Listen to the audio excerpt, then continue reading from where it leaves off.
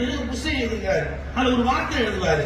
அதாவது அக்பர் என்ன பண்ணாரா, பீர்பாலை கூப்பிட்டு, அது என்னமோ இந்த இந்தியாவில் இருக்கிற தத்துவத்தை வந்து நீ யாருக்கு எது செய்தாலும் அது அவர்களுக்கே திரும்ப வரும் கர்ம வினை அப்படின்னு உங்க நாட்டில் ஒரு கருத்து சொல்றாங்க. அதை எனக்கு கொஞ்சம் புரிய வைக்க முடியுமா? இஸ் இட் பாசிபிள் அப்படின்னு கேட்டார். பீர்பால் சொன்னாரா, ஆமா, நம்ம யாருக்காவது ஏதாவது கெடுதல் பண்ணோம்னா அந்த கெடுதல் அப்படி சுத்தி இப்படி சுத்தி நம்ம கிட்ட வருங்க. நம்ம யாரையாவது திட்டினோம்னா அதை அப்படி சுத்தி இப்படி சுத்தி திரும்பி நம்ம கிட்ட வருங்க.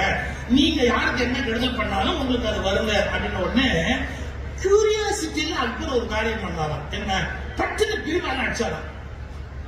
அடிச்சு சொன்னாரா, நான் மகாராஜா ஒன்னு அறிஞ்சிட்டேன், என்ன ஏதாவது அறிய முடியுமா? இது எனக்கு வருமா அப்படின்னாராம். இதுக்கெல்லாம் 24 hours பதில் சொல்ல முடியாது. வெயிட் பண்ணணும். பிலாசபி உண்மைதான். கேட்கிறவரு மகாராஜா, நான் உடனே இதுக்கு பதிலாம் சொல்ல முடியாது, ஆனா என்னால உங்களை அடிக்க முடியாது மட்டும் இல்ல போயிட்டார். இதுக்கு என்ன போச்சு, அப்படியே அவர் வெளியே வரும்போது பீர்பால் வாசல் இருக்கிற காவல்காரனை ஓங்கி வராதா அவங்க. அவன் கேட்டாங்க, என்ன ஏன் அடிச்சீங்கன்னா, மகாராஜா விளையாட்டு ஒண்ணு ஆரம்பிச்சிருக்கிறாரு, இன்னைக்கு யாரு முதல்ல பார்த்தாலும் அவங்க கண்ணத்துல அரையணும். அவன் அடுத்த நாள் பார்த்து ஓங்கி ஒண்ணு அரைஞ்சான். என்னடான்னா, அக்பர் ஆரம்பிச்ச விளையாட்டு நான் கண்டினியூ பண்றேன் அப்படின்னா. அப்படி இப்படி போய் எல்லாம் முடிஞ்சு கமாலையிலேருந்து அரண்மனை வேலை எல்லாத்தையும் முடிச்சுட்டு ராத்திரி 10 மணிக்கு தன்னுடைய அந்தப்புறத்துக்கு அக்பர் உள்ள நுழைஞ்சு தன்னுடைய மனைவியோட பேசுறதுக்கு அந்தப்புறத்துக்குள்ள போனா கனவுல இருந்து மறைஞ்சு வந்து அவருடைய மனைவி என்ன அடிக்கிற, என்ன நீ அடிக்கிற அப்படின்னு.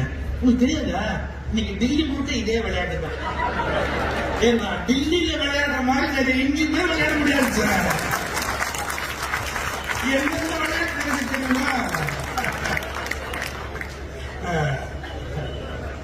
பாருங்க, அடிச்ச காரு அக்பரோட ஒய்ஃபு ஓடி படம்னு அடிச்சாலும் அடிச்சு சொன்னாலும் இது விளையாட்டு. யாரும் காலையில இருந்து முதல்ல பார்த்தாலும் அடிக்கணும். நீங்க காலையில இருந்து என்ன பார்க்கவே இல்லை, இப்பதான் நான் அவங்களை பார்க்கிறேன், அப்ப அந்த விளையாட்டு நான் உங்களுக்கு பார்த்து அடிக்கணுமா இல்லையா அப்படின்னு உடனே அக்பர் தன்னை தட்டு சரி தூங்கலாமா. அப்புறம் மறுநாள் காலையில தர்பாருக்கு வந்த உடனே பீர்பாலை பார்த்து சொன்னாராம், உங்க இந்தியாவில் இருக்கிற பிலாசபி கரெக்ட், யாரு கொடுத்தாலும் அவனுக்கு அது திரும்ப வரும் அப்படிங்கல 10% கரெக்ட், அக்ரி வித் யூ அப்படின்னாராம். ஏன்னா நடந்தது முழுக்க வெளியே சொல்ல முடியாதுல்ல. இதை ஒரு புத்தகத்தில் எழுதுறாரு, அக்பருடைய வாழ்க்கை வரலாறு குறிப்பிடப்பட்டிருக்கிறது அப்படின்னு சொல்லி. இது எதுக்கு சொல்ல வரேன் சார், நாம ஒருத்தர் நோக்கி ஒரு கடுஞ்சொல் சொன்னா அது வீணா போகாது சார். நாம யாரோ ஒருத்தருக்கு ஒரு வஞ்சனை பண்ணோம்னா அது வீணா போகாது சார். அது அப்படியே போய் தீயினால் சுட்ட புண் உள்ளாது மாறாது, நாவினால் சுட்ட வடு நம்மளை திரும்ப வந்து அது காயப்படும். அப்படி இருக்கும்போது நம்ம யோசிச்சு பேச வேண்டாமா? நாம ஒருத்தர் நோக்கி கெடுஞ்சல் சொல்லலாமா? யாராவது ஒருத்தர் வந்து நோக்குப்படியான ஒரு வார்த்தைகளால பயன்படுத்தலாமா சார்? சொல்லவே வேண்டும் என்றா கூட சில சமயத்துல சிலதை தவிர்த்துடணும். தாமஸ் ஆல்வா எடிசன் பல்பு கண்டுபிடிச்சாரு, உங்களுக்கு தெரியும். பல்பை கண்டுபிடிச்சிட்டு ரொம்ப கஷ்டப்பட்டாரு, நிறைய ஃபெயிலியர்ஸ்க்கு அப்புறம் கண்டுபிடிச்சாரு.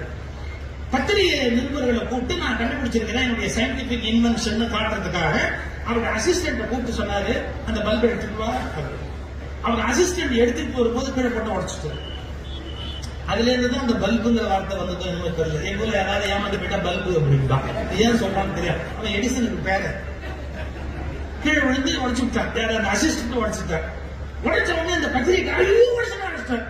தாமஸ் ஆல்வா எடிசன் ரொம்ப அறிஞ்சிக்கல. அதனால மறுபடியும் இன்னொரு பல்பு தயாரிச்சா போச்சு. கொஞ்சம் டைம் எடுக்கும், ஒரு 1 வீக் ஆகும். நீங்க ஒரு வாரம் கழிச்சு வந்து என்ன பாருங்க, நான் ரெடி பண்ணிட்டு உங்களை கூப்பிடுறேன் ப்ளீஸ் அப்படின்ட்டார். ஒண்ணு திட்டல, செக்ரட்டரி கூப்பிட்டு ஒரு வாரம் கழிச்சு மறுபடியும் ஆச்சு. பத்திரிகையாளர்கள் எல்லாம் கூப்பிட்டாரு, அந்த பல்பை மறுபடியும் காட்டணும். அதே அசிஸ்டன்ட கூப்பிட்டாரு, பல்பு எடுத்துட்டு எல்லாரும் என்னங்க சொல்லிருப்பாங்க, அவனையே அனுப்பிங்க, அவன் தான் ஏற்கனவே உடைச்சவனாச்சு, அவன் தான் முன்னாடியே போட்டு உடைச்சாங்க. நம்ம மனசுக்கு ஒரு அபிப்பிராயம், ஒரு தடவை ஒருத்தன் உடைச்சுட்டான்னா வாழ்நாள் முழுக்க அதே தான் நம்ம செய்வோம் அப்படிங்கிற அபிப்பிராயம் அந்த அம்மாமார்களுக்கு புள்ள மேல வந்து உங்கள்கிட்ட குட்டாணி கொட்டிடுவேன், புருஷன் சொல்ல உங்கள்கிட்ட குட்டாணி செலவு பண்ணுவேன். வாழ்நாள்ல ஒரு தடவை ஒரு காரியத்தை பண்ணிட்டா கடைசி வரைக்கும் அதையா பண்ணுவான். இப்ப சில பேர் தட்டி தவறி ஃபர்ஸ்ட் ரேங்க் வாங்குவான், அப்புறம் அதை வாங்குவோம் மாட்டான். தெரியாம வந்துருச்சு ஃபர்ஸ்ட் ரேங்க், அதுக்கப்புறம் என்ன வந்தது அவன் பாட்டுக்கு ஒரு பேசாம போடுவான். பட் நம்ம மைண்ட் செட் எடுத்து தெரியுங்களா, நேற்றுக்கு ஒருத்தன் ஒரு காரியம் பண்ணா இன்னைக்கு அதே தான் பண்ணுவாங்க. பெர்னார்ட் ஷா ஒருத்தன் கேள்வி கேட்டான், உலகத்திலேயே நீ மதிக்கிற மனுஷன் யாருன்னு கேட்டான். ஒரு நிமிஷம் யோசிச்சுட்டு பெர்னார்ட் ஷா சொன்னாரு, என் டெய்லர். எங்க இந்த பதில் யாராவது எதிர்பார்ப்போமா? நீ மதிக்கிற மனுஷன் யாரு? என் டெய்லர் இருந்தாரு. ஏன் அப்படின்னா அவன் தான் ஒவ்வொரு தடவையும் என்ன சரியா அளந்து பாக்குறான். பழைய அளவை நம்பி என்ன அப்படியே இல்லை, நான் எப்படி இருக்கிறேன் அப்பப்ப அளந்து பாக்குறான். இது சாதாரண வார்த்தை இல்லைங்க. யார பத்தியும் ப்ரீ கன்சீவ்டு ஐடியாவோட லைஃப்ல அழுகாதீங்க. அவங்க ஃப்ரெஷ்ஷா இருக்கிறதுக்கு வாய்ப்பு இருக்கு. நேற்றுக்கு கொலகாரனா இருந்தவங்க கூட இன்னைக்கு நல்லவனா மாறி இருக்கலாம். இன்னைக்கு நல்லவனா இருந்தவங்க கூட கொலகாரனா மாறி இருக்கலாம். நெருநல் உடல் ஒருவன் இன்றில்ல என்னும் பெருமை உடைத்து இவ்வுலகு. ஏன்னா மனுஷன் மாறிக்கிட்டே இருக்கிறான். அவன் நேற்றுக்கு இருந்த மாதிரி இன்னைக்கு இருக்கிறது அவசியம் கிடையாது. இது நம்ம ஜனங்களுக்கு தெரியாது. நம்ம எப்படி பண்ணுவோம்னா பழைய விஷயங்களை வச்சே புதிய முடிவுகளுக்கு வருவோம். அப்ப இந்த பத்திரிகை நிருபர்லாம் சொல்றாங்க, அவனையே இப்ப பல்ப் எடுத்து சொல்றீங்களே, அவன் உடைச்சுடுவானு. எடிசன் சொன்னாரு, இது போன தடவை உடைச்சதாலேயே இந்த தடவை ஜாக்கிரதையா கொண்டு வருவோம். ஏன்னா வாழ்க்கையில ஒரு தப்பு பண்ணிட்டான். நம்ம தப்பு எவ்வளவு பெரிய தப்புன்னு உணர்ந்திருப்பான். இது எவ்வளவு கண்டுபிடிக்கிறது கஷ்டம்னு அவனுக்கு தெரியும். இதை உடைச்சிட்டமேங்கிறது அவனுக்கு தெரியும். அதனால அவன் கண்டிப்பா தப்பு பண்ண மாட்டான். இது என்னுடைய முடிவு. அந்த தப்பு என்னன்னு உணர்ந்துட்டான். அவன் அந்த தப்பை செய்ய மாட்டான். இது முதல் விஷயம். 2, இப்ப அவன் உடைச்சா கூட நான் கோவப்பட மாட்டேன். ஏன் அப்படின்னா பல்பு உடைஞ்சா வேற பார்த்து நம்ம செஞ்சிடலாம். நாம எதுக்கு தகுதி இல்லைன்னு ஒரு மனுஷன் மனசு உடைஞ்சிட்டா அவன் அப்புறம் நம்மளால காப்பாற்ற முடியாது. எனக்கு பல்பு முக்கியம் இல்லை, மனுஷனோட மனசு முக்கியம். இதான வாழ்க்கை. பொருள்கள் நம்ம கையால் இருக்கிற கருவி. எப்ப வேணாலும் பொருள் வாங்கிக்கலாம். நீங்க பொருள் ஒண்ணு உடைஞ்சு போச்சுன்னு பிள்ளைய அடிக்காதீங்க. இதை ஏன் உடைச்சேன்னு கேட்டு பிள்ளைய அடிக்காதீங்க. ஏன்னா மனசு உடைஞ்சு போயிடும் பிள்ளைங்களுக்கு. நீங்க அதுக்கு பொம்மை கார் வாங்கி கொடுத்துருக்கீங்க, உடைச்சிருச்சா அடிக்காதீங்க, வேற பொம்மை கார் வாங்கிக்கலாம். ஆனா நம்ம அப்பா மோசம் நம்மளை அடிக்கிறான்னு மனசு உடைஞ்சு போச்சுன்னு வச்சுங்க, நீங்க எவ்வளவு முயற்சி பண்ணாலும் மறுபடியும் அவனுக்கு அன்புள்ள அப்பாவா மாறவே முடியாது. அங்க ஒரு 5 வயசு பையன் கை தட்டுறான் பாருங்க, எப்படி தட்டுறான் பாருங்க. கருப்பு சட்டை அந்த பையன் கூப்பிடுறாங்க. கருப்பு சட்டை வட வட வட வட கண்ணு வட. நீ ஏன்டா திரும்பி பாக்குற? நீ தான்டா வட வட.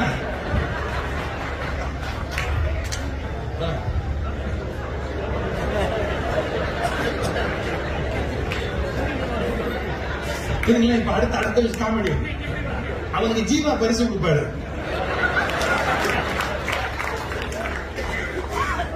தலைவர்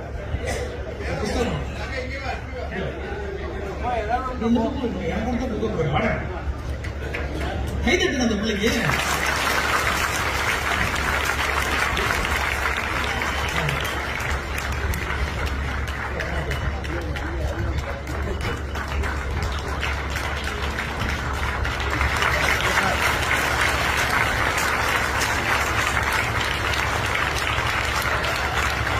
என்ன சந்தோஷம், நம்ம அப்பாவை பத்தி நம்ம சொல்ல முடியாது. மைக்கு வச்சு எல்லாரும் கேட்கப்படியா சொல்றாங்க. எதுக்கு சொல்ல வரேன் சார்? ஒரு பொம்மை உடைஞ்சு போனா வேற வாங்கிக்கலாம் சார். பிள்ளையோட மனசு உடைஞ்சு போனா நம்ம ஏதாவது பண்ண முடியுமா? பிள்ளைங்க ஃபெயில் ஆயிடுச்சுன்னு வச்சுங்க, சொல்லாதீங்க சொல்லாது. டேய் நீ என்ன முயற்சி பண்ண போயிடுச்சு, அதனால என்ன தாராளமா நீ மறுபடியும் ட்ரை பண்ணு. நீ உன்னை பத்தி தெரியுங்க. டே அதுதான் பாராட்டணும். இதுதான் ரொம்ப இம்பார்ட்டன்ட் லைஃப்ல. உள்ளம் உடைமை உடைமை திருவள்ளுவர் எழுதுறாரு. உள்ளம் உடைமை உடைமை. மனசு தானே எல்லா வெற்றிக்கும் காரணமா இருக்கு. அவனை வீக் ஆகிட்டோம்னா அப்படி என்ன ஆகுறது? சோ நல்ல விஷயங்களை படிக்கணும். நல்ல நல்ல வாழ்க்கையை நோக்கி நாம மாற்றி அமைப்பதற்கான முயற்சிகள்ல ஈடுபடணும். நம்மளை எப்படி மேல கொண்டு போகணும். எனக்கு இருக்கிற சிக்கல் என்னன்னு கேட்டா, நான் எந்த கருத்து பேசினாலும் அது ஏதோ ஒரு ஆதாரம் இல்லாம பேச மாட்டேங்க. நிச்சயமா ஒரு புத்தகத்துல ஒரு பக்கத்துல அதுக்கான ஆதாரம், இல்ல ஒரு கல்வெட்டுல அதுக்கான ஆதாரம், இல்ல ஒரு செப்பு பட்டயத்துல அதுக்கான ஆதாரம், அது இல்லாம நான் பேசவே மாட்டேன். ஆனா இதை புரிஞ்சுக்காம பயஸ்டமா ஏதோ பேசுற மாதிரி அறையும் குறையும் அப்படியே அவங்க பாட்டு வாய்ப்பு வந்து பேசுறாங்க. அப்ப எனக்கு என்ன வருத்தம்னா, அவங்க என்ன திட்டுறாங்கன்றது வருத்தம் இல்லை, இவங்க ஒரு புத்தகம் கூட படிக்கலையேன்னு எனக்கு வருத்தம். நீ எடுத்து அந்த புத்தகத்தை படிச்சு பார்த்தா எனக்கு ஒரு உண்மை தெரியும். என்ன உண்மை அப்படின்னு. இப்போ விவேகானந்தரை விட ரெவல்யூஷனரியா ஒருத்தர் பேசியிருக்க முடியாதுங்க. விவேகானந்தரை விட ரெவல்யூஷனரியா ஒருத்தர் பேசியிருக்க முடியாதுங்க. ஆனா நான் விவேகானந்தர் புக்கை நீங்க எத்தனாவது பேஜ் ரெஃபர் பண்ணதுன்னு சொன்னா உங்களால பண்ண முடியுமா? முடியாது. ஏன்னா படிக்கிற பழக்கம் கிடையாது. இப்ப நம்ம ஒண்ணு பண்ண பாத்தீங்களா, என்னன்னா பினான்சியலாவும் ஏழையா இருக்கிறவங்களை காப்பாற்றலாம்னு சுப்ரீம் கோர்ட்ல ஒரு ஜட்ஜ்மெண்ட் வாங்கிட்டோம். அந்த ஜட்ஜ்மெண்ட் வேலையிடுன்னு 4 ஜட்ஜஸ் கொடுத்துட்டாங்க. ஆனா இதுக்கு எதிர்த்து விவேகானந்தர் எழுதியிருக்கிறாருன்னு எத்தனை பேருக்கு தெரியும்? இதுக்கு எதிர்த்து விவேகானந்தர் எழுதியிருக்கிறாருன்றது உங்களுக்கு எத்தனை பேருக்கு தெரியும்? அதாவது தாழ்த்தப்பட்ட ஒடுக்கப்பட்ட மக்களில் மேம்படுத்தப்பட்ட நிலையில் இருக்கிறவர்கள் எந்த சலுகைகளையும் அனுபவிக்க கூடாது அப்படின்னு ஒரு அரசியல்வாதி சொன்னா நீங்க கொச்சையா நினைப்பீங்க. ஒரு அரசியல்வாதி சொன்னா நீங்க கொச்சையா நினைப்பீங்க. ஆனா இதை விவேகானந்தர் எழுதுறாரு. நான் படிக்க மாட்டேன். நான் ஏன் இதை படிக்க மாட்டேன் தெரியுங்களா? நான் அதை படிச்சா யூடியூப்ல அதை மட்டும் கட் பண்ணி போட்டு சுதீஷ் இப்படி சொன்னாரு அப்படிதான் போடுவாங்க. விவேகானந்தர் சொன்னாரு அப்படின்னு போட மாட்டாங்கல்ல. அதனால சொல்றேன், இந்த புத்தகத்தோட பேரு தமிழ் மண்ணில் விவேகானந்தர் வீர முழக்கம், பேஜ் நம்பர் 92. அதில் ஃபர்ஸ்ட் பேரா என்ன? இந்த உலகத்தில் ஒரு குறிப்பிட்ட பேரை சொல்லிட்டு கீழ் ஜாதியினரை விட நன்றாக படிக்கிற திறமை இருக்கிறது என்றால், அப்புறம் அவர்கள் படிப்பிற்காக எந்த பணமும் இனி செலவழிக்க வேண்டிய அவசியம் இல்லை. எல்லாவற்றையும் கீழ் ஜாதியினருக்காக செலவிடுங்கள், உதவியற்றவர்களுக்கு கொடுங்கள், ஏனெனில் அவர்களுக்கு தான் எல்லா செல்வமும் தேவைப்படுகிறது. இப்படிக்கு விவேகானந்தர். நீங்க யோசிக்கணும், அந்த மனுஷன் ஒரு இந்து மதத்திலிருந்து வந்தவர் தானே, அவர் ஒன்றும் அந்த மாதிரியான ஒரு கருத்து இல்லாதவர் தானே. அவர் ஏன் அப்படி தாழ்த்தப்பட்ட ஒடுக்கப்பட்ட மக்களுக்கு வாழ்க்கை கொடுக்கணும்னு ஒரு கருத்தை முன்வைக்கிறாரு? இதை என்ன சொன்னா நாங்க ஏதோ தப்பா பேசுறோம் பேசுறாங்க. நாங்க பேசல, இது விவேகானந்தர் பேசியிருக்கிறாரு. அப்புறம் இத மகாகவி பாரதி பேசியிருக்கிறாரு. அப்ப பாரதி நீங்க படிச்சிருந்தா தான் நான் சொல்றது புரிய முடியும். ஒரு சில விஷயங்களை கேட்காமே நம்ம எல்லாம் தெரிஞ்ச மாதிரி பேசுறோம். ஒரு 4 பேர் வாக்கிங் போனாங்க. 4 டாக்டர்ஸ், அவங்க டாக்டர்ஸ் ரெகுலரா உடம்ப மெயின்டைன் பண்ணல. 4 டாக்டர்ஸ் வாக்கிங் போவாங்க. 4 டாக்டர்ஸ் வாக்கிங் போயிட்டு வந்து ஒரு டீ கடையில நின்று டீ சாப்பிட்டு ஒரு வடை சாப்பிட்டு இருந்தாங்க.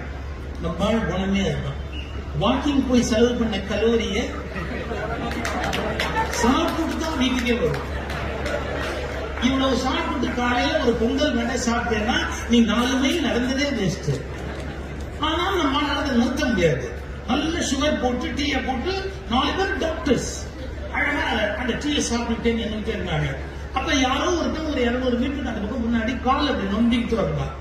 ஒரு டாக்டர் MS ஆர்த்தோ சொன்னாரு, I think there is some problem in L6 or L5. எனக்கு அவ்வளவு விட்டுக்காரு. L6 or L5 யாரு? MS ortho. ஒன்னு நியூரோ சொன்னார். No no no no, it is a neurological problem. He is unable to work. I think test எடுத்தா scan பண்ணா neurological problem ஆகும்.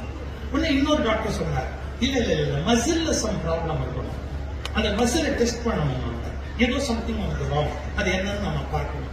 இப்படி 4 டாக்டர்ஸும் பேசிக்கிட்டே இருக்கும்போது அவன் அப்படியே டீ கடை கிட்டக்க வந்தான். இந்த 4 டாக்டரும் பார்த்தாங்க. அவன் ஒரே ஒரு கேள்வி கேட்டான், யாராவது செருப்பு தைக்கிறவங்க இருக்காங்க? அவன் செருப்பு அறிந்து போயிருக்கு, அவ்வளவுதான். ஆனா 4 பேர் 4 அபிப்பிராயம் சொல்லிட்டான். என்ன 4 கருத்து சொல்லிட்டான். எதையும் படிக்கிறது இல்ல, எதையும் தெரிஞ்சுக்கிறது இல்ல, ஆனா எல்லாம் தெரிஞ்ச மாதிரி எல்லாரும் பேசுறதுங்கிற இன்னைக்கு சமூக ஊடகங்கள் செய்கிற கொடுமை இருக்கு பாருங்க. அதை எப்படி ஏத்துக்கிறது? நீ அவருடைய வேறு படிச்சியா சார்? இது தமிழ் சித்தர் மரபு அப்படின்னு ஒரு புஸ்தகம். இது என்னுடைய philosophy professor T.M. கணபதியுடைய PhD thesis. இந்த தீசிஸ்ல அவர் ஒன்னு எழுதுறாரு. என்னன்னு கேட்டீங்கன்னா, அக்கார்டிங் டு வேதா ஒரு மனுஷனுக்கு நோய் வந்தா வைத்தியம் பண்ணக்கூடாது. இதை நானா சொன்னா பிரச்சனை ஆக்குவீங்க. அக்கார்டிங் டு வேதா ஒரு மனிதனுக்கு நோய் வந்தா அவனுக்கு வைத்தியம் பண்ணக்கூடாது. ஏன்? பிகாஸ் ஆஃப் ஹிஸ் கர்மா, அவனுடைய கர்ம வினையின் காரணமாக அவனுக்கு நோய் வருவதால் அந்த கர்ம வினையின் காரணமாக வைத்தியம் செய்யக்கூடாது. அப்புறம் யார் யாருக்கு வைத்தியம் செய்யக்கூடாது அப்படின்னு ஒரு லிஸ்ட் இருக்கு. இது எல்லாத்தையும் அவர் மென்ஷன் பண்றாரு. சித்தர்களை பற்றி எழுதுறாரு. சித்தர்கள் இதற்கு மாறான சிந்தனை உடையவர்கள், வேதத்துக்கு எதிரானவர்கள். யாருக்கு நோய் வந்தாலும் அவர்களுக்கு வைத்தியம் செய்ய வேண்டும். சித்தர்களுடைய கோட்பாடு இது. ஏனென்றால் கர்மவினையால் நோய் வருகிறது என்றாலும் அதை காப்பாற்ற வேண்டிய பொறுப்பு நமக்கு இருக்கிறது. இதை உணர்ந்து கொண்டு செயல்பட்டவர்கள் சித்தர்கள். அவருடைய PhD தீசிஸ் இது. ஆனா நம்ம அதை புரிஞ்சுக்கிறோமா? இன் வேதா வைத்தியம் பண்ணாதே அப்படிங்கிறதுக்கு ஒரு ஸ்டான்ஸா இருக்கு. Sir is a scholar, professor, philosophy professor. அது என்ன ஸ்டான்ஸா எந்த வேதத்துல எங்க இருக்கு மென்ஷன் பண்றாரு அவரு. சோ ஒரு காலத்துல திங்க் பண்ண திங்கிங் பேட்டர்ன் தப்பா இருந்தது. அடுத்த காலத்துல அது மாறுது, அடுத்த நூற்றாண்டுல இன்னும் மாறுது. ஒவ்வொரு நூற்றாண்டிலும் திங்கிங் பேட்டர்ன் மாறிக்கிட்டே போகுது. இது நம்ம புரிஞ்சுக்கணுமா இல்லையா?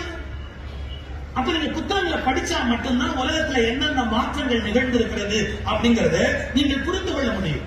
என்னென்ன மாற்றங்கள் நிகழ்ந்திருக்கிறதுங்கிறத உங்களுக்கு புத்தகங்கள் தான் கற்றுக் கொடுக்க முடியும்.